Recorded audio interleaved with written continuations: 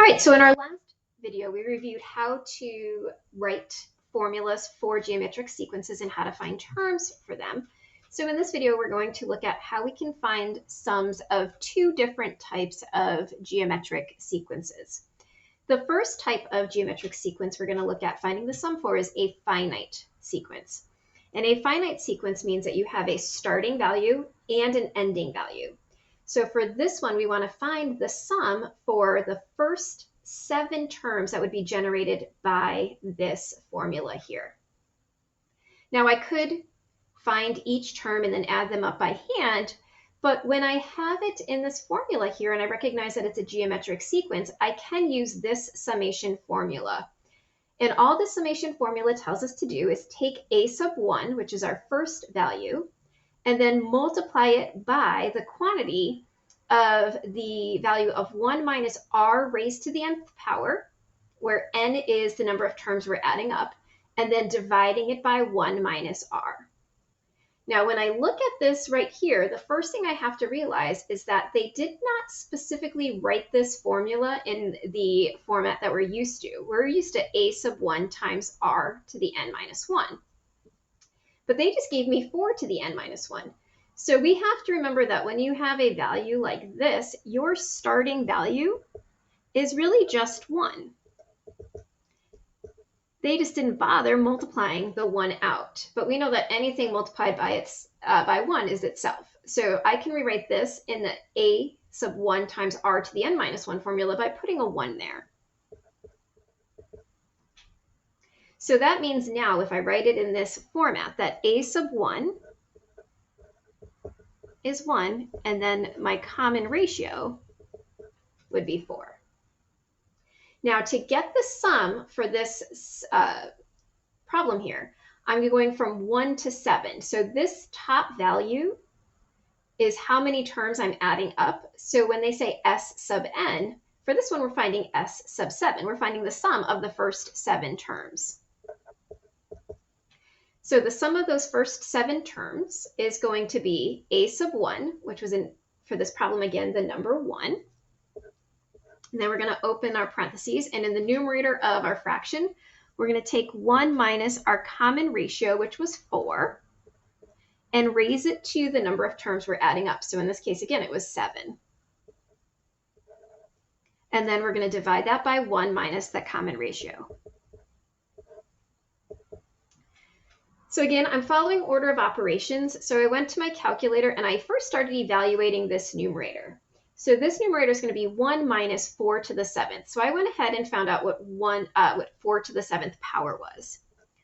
So I had 1 minus 16,384 when I figured that out.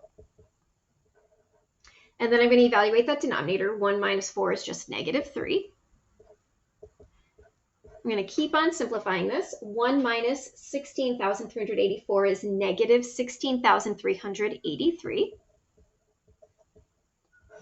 I'm going to divide that by negative 3.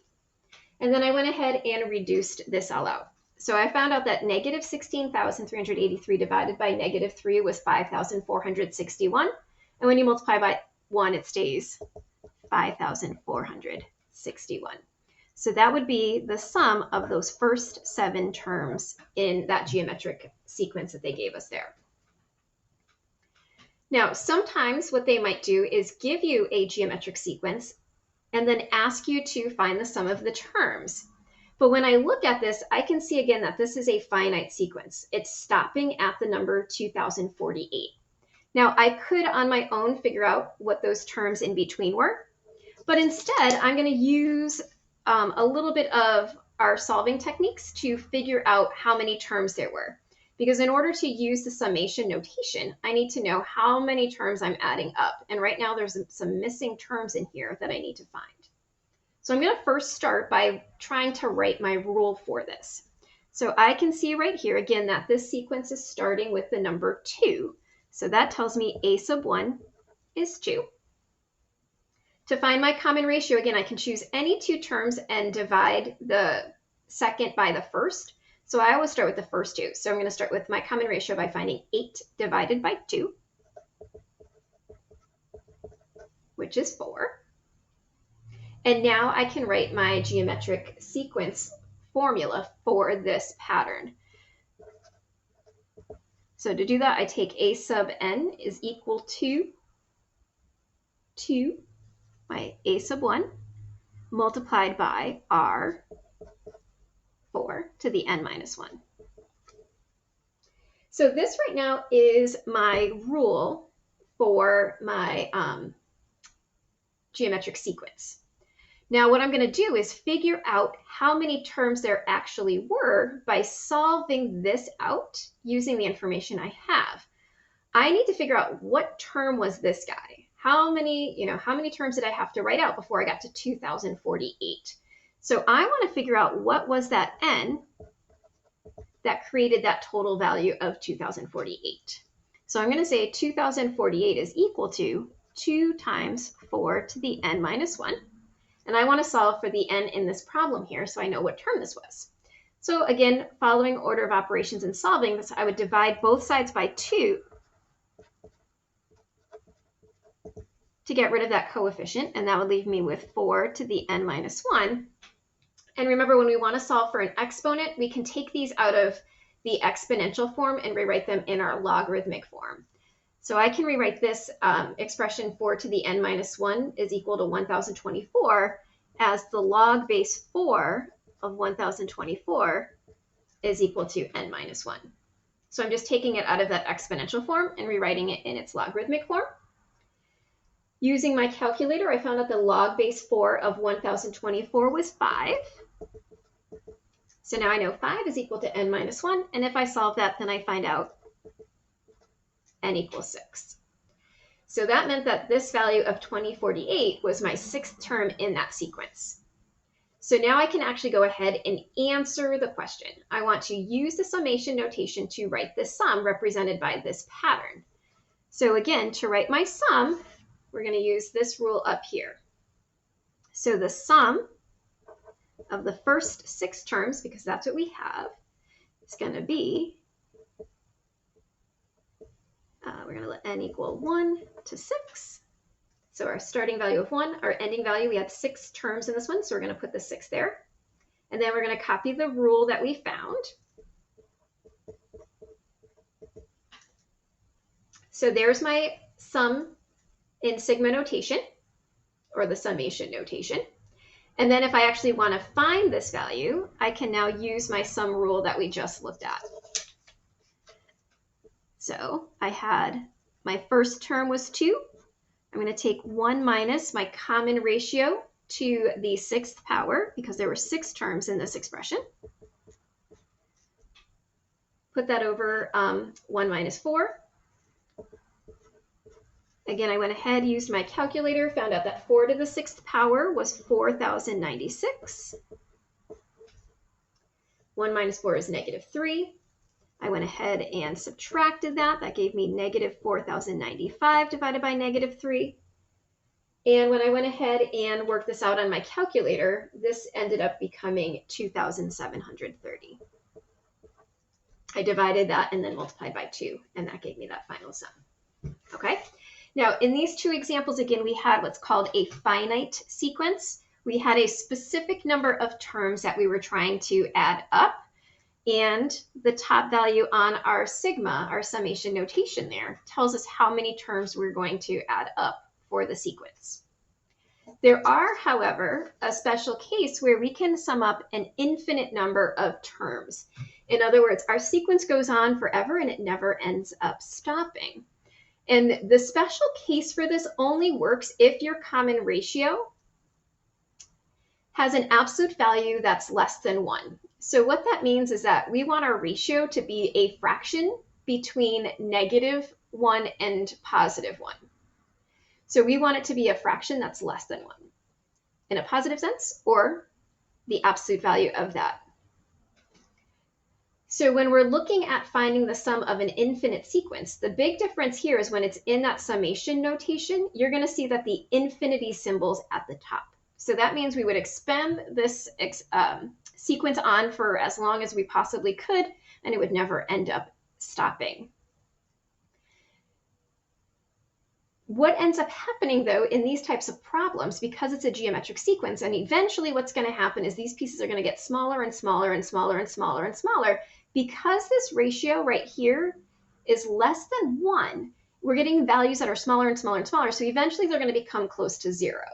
So that's how when we sum them all up, we can actually get a value for these. If this was a value bigger than 1, then the numbers would keep on growing, and we would never actually be able to find a total sum because our answer would just keep getting larger and larger and larger. But when your common ratio is less than 1, then you're getting values that are going to keep getting smaller and smaller and smaller and smaller until they eventually become 0. So the formula for this is actually a lot easier. So we're starting from 0 to infinity. And what we're going to do is we're going to take the value for a sub 1, which is the expression over here. So for this problem, it would be 5. And then we divide it by 1 minus our common ratio, which would be the value inside the parentheses here. If we work that out, we're going to get 5 divided by 0.5. And 5 divided by 0.5 gives us 10. So that would be the sum of that infinite sequence there.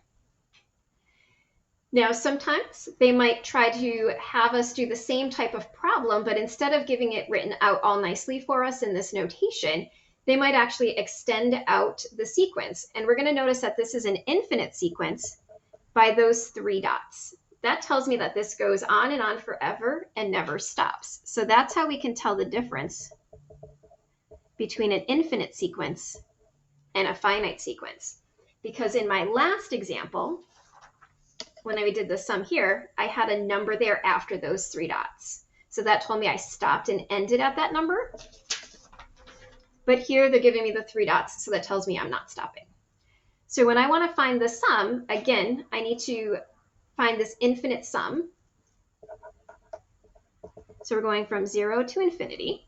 We're going to start with our a sub n, our first term, in this case, a sub 1, our first term, which was 5.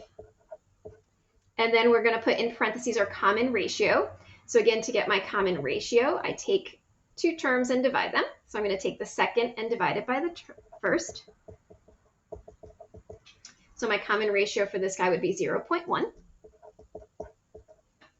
And then I'm going to put that to the nth power. And so to evaluate this now, again, I take my a sub 1, my first term, and I divide it by 1 minus that common ratio. So I'm going to put 5 divided by 1 minus 0.1, which would be 5 divided by 0.9, which works out to be 50 over 9, or about 5.556. This actually keeps repeating for that example there. So when we have an infinite sequence, again, as long as your common ratio has an absolute value that's less than 1, then we can go ahead and actually evaluate it.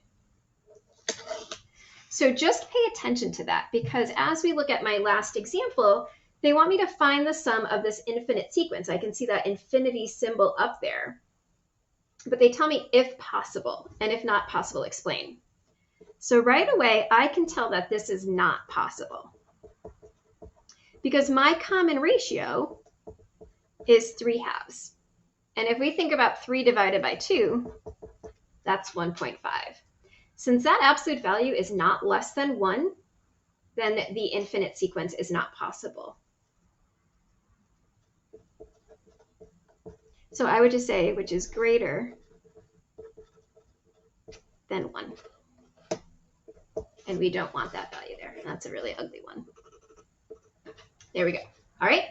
So we looked at our 2 formulas, our formula for finding a sum of an infinite sequence where the sequence would go on forever, and we would use this formula here, and also how to find the sum of a finite sequence where you have a specific number of terms that you're adding up, and we use that formula right there.